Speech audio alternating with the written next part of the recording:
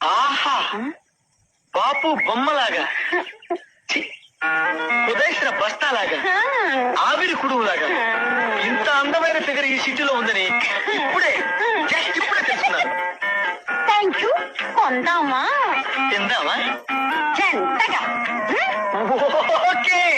By the by మిరియాల చారు మీద మీ అభిప్రాయం? బెల్లం వేస్తే ఇష్టం. ఐసి.